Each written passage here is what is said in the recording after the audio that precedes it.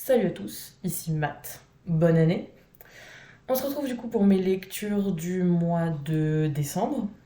Du coup, tout d'abord, pour ce mois de décembre, j'ai fait ce magnifique petit marque-page. Voilà. Donc, j'ai pas du tout eu le temps de tout lire, donc j'ai lu que 2 livres ce mois-ci. Donc, le premier, c'est Did I Mention I Love You de Estelle Mascam, traduit par Maud Hortalda. Le résumé tout d'abord.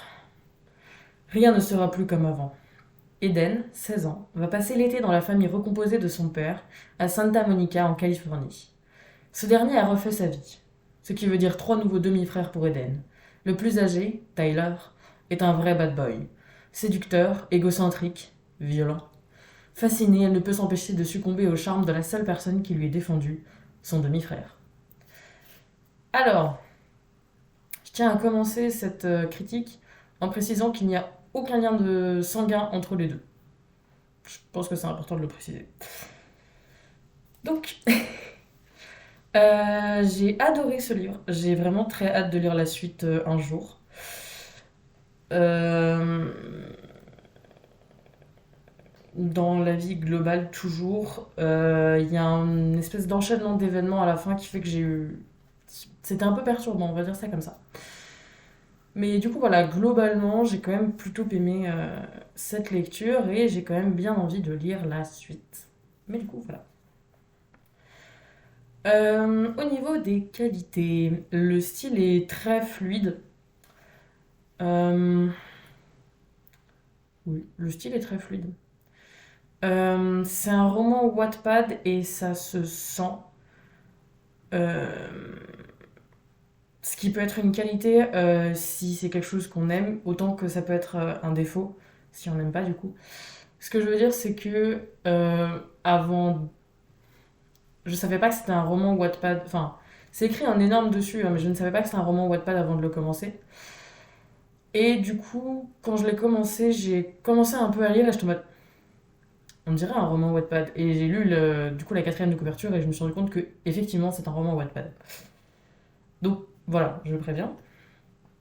Il est assez calme entre guillemets par rapport à mes lectures récentes, dans le sens où même si il y a beaucoup d'événements violents dans ce livre et de choses abordées qui sont un peu violentes, enfin de thèmes abordés qui sont un peu violents plutôt, on va dire ça comme ça.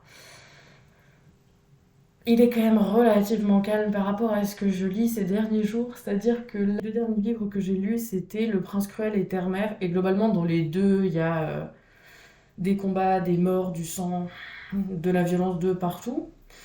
Et là, même si le thème de la violence est quand même assez présent, il n'y a pas de mort, je crois.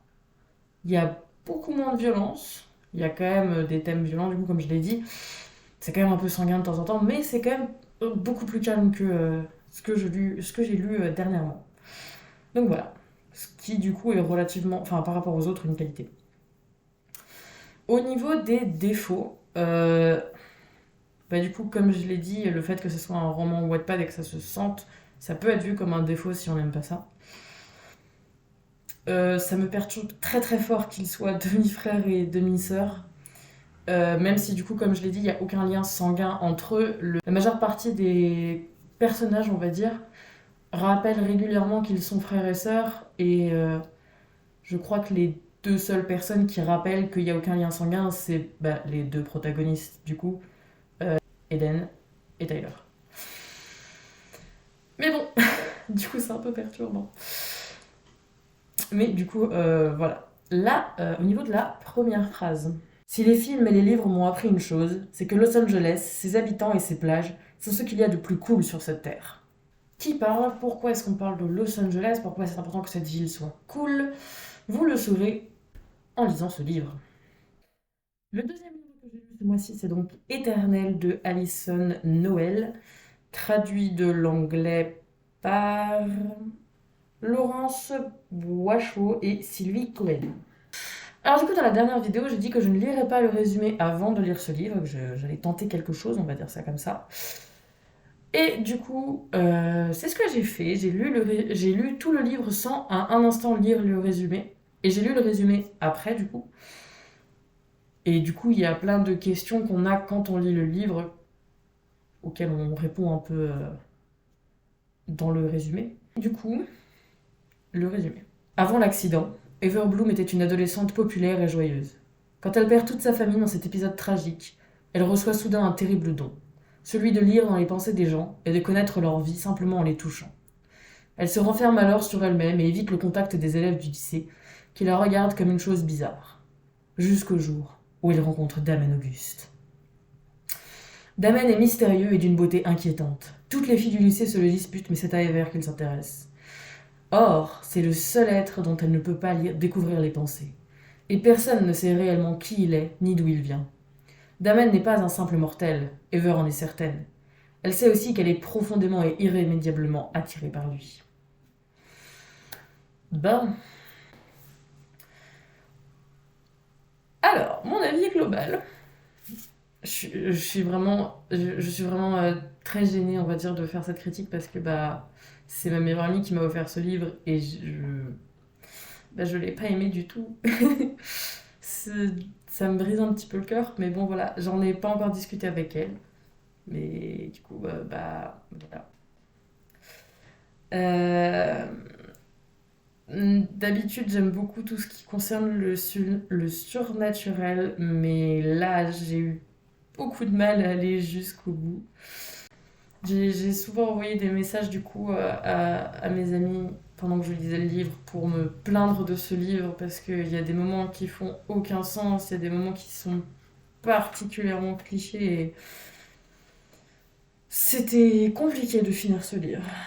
Au niveau des qualités, j'ai simplement noté que bah, ça se lit relativement vite.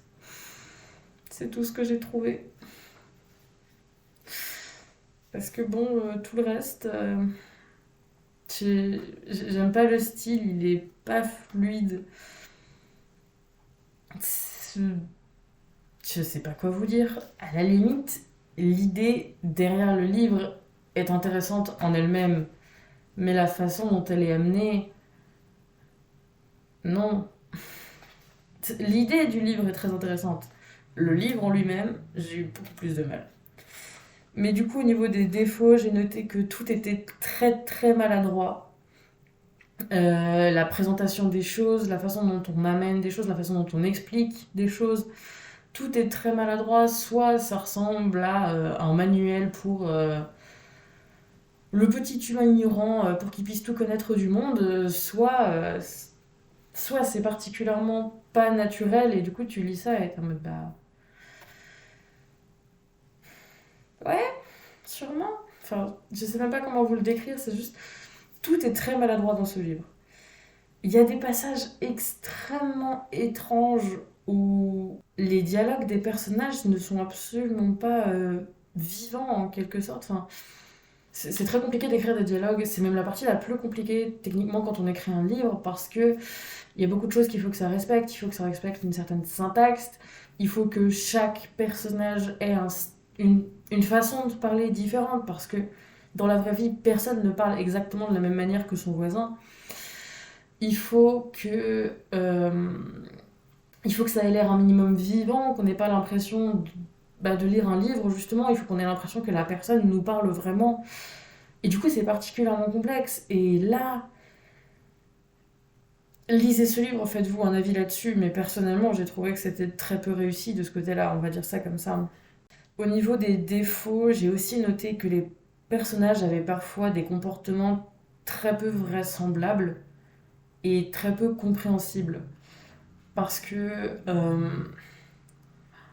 il y a des fois, Ever apprend quelque chose et elle réagit d'une manière complètement bizarre et on nous explique pas pourquoi. Et on comprend pas forcément pourquoi. Et je pense qu'à sa place, il n'y a pas grand monde qui aurait réagi comme elle, quoi. Je sais pas comment vous dire. En fait, ça me fait. J'ai jamais lu ni regardé Twilight, mais ça me fait penser. Tout le livre, j'ai pensé aux mèmes sur Twilight. Genre tous les mèmes du style. Enfin, tous les mèmes qui se moquent un peu des aspects justement pas vraisemblables et maladroits de Twilight. Et vraiment, ça m'a fait penser à ça. Enfin, c'est vraiment très très étrange. Je je sais pas quoi vous dire sur ce livre.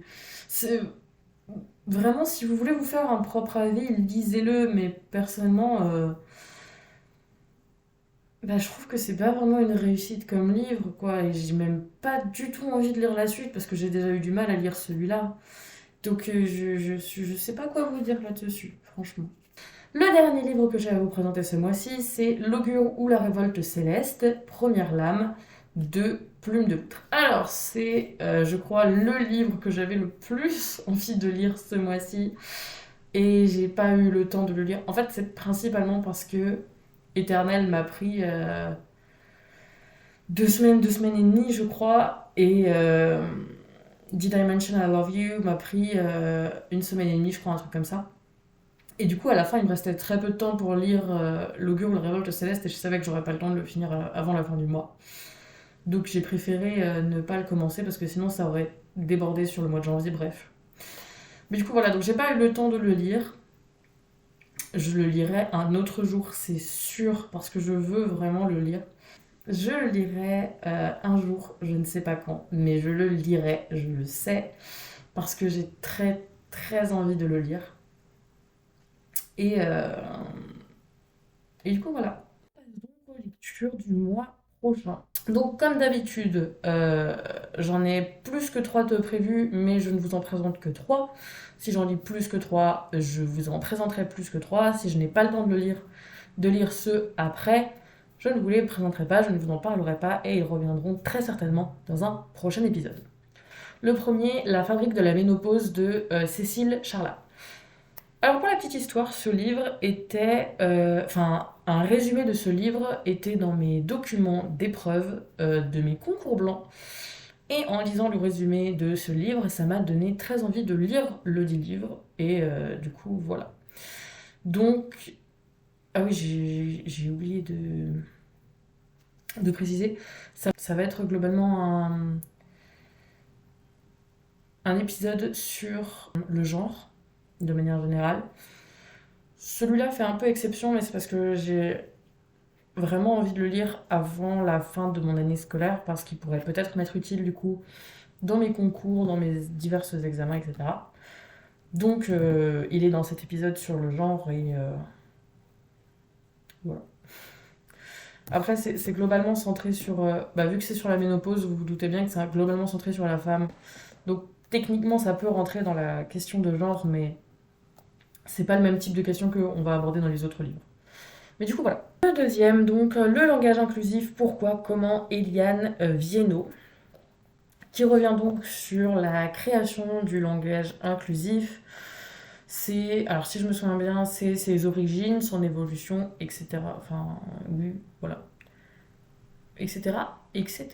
Donc le troisième, c'est Les genres fluides par Clovis Maillet, qui est un historien, l'auteur du coup, et qui revient sur l'existence de la transidentité tout au long de l'histoire, et sur le fait que ce n'est pas quelque chose qui est apparu récemment, et que en fait ça a toujours plus ou moins existé. C'est du coup globalement un livre sur l'histoire trans. Et du coup ça m'intéressait beaucoup. Voilà. J'ai encore 2 livres de côté sur le thème du genre, je ne sais pas si je les lirai, je ne sais pas si j'aurai le temps de les lire, tout bêtement. Mais du coup, les 3 là, en tout cas, j'aimerais beaucoup réussir à les lire ce mois-ci pour vous en parler, et puis même pour moi, parce qu'ils m'intéressent beaucoup. Donc j'espère que j'aurai le temps de lire tout ça. J'espère que cet épisode vous a plu. N'oubliez pas de liker cette vidéo si elle vous a plu. N'hésitez pas à laisser un commentaire et à vous abonner. On se retrouve du coup dans un mois pour mes lectures du mois de janvier. En attendant, prenez soin de vous et restez fiers de qui vous êtes.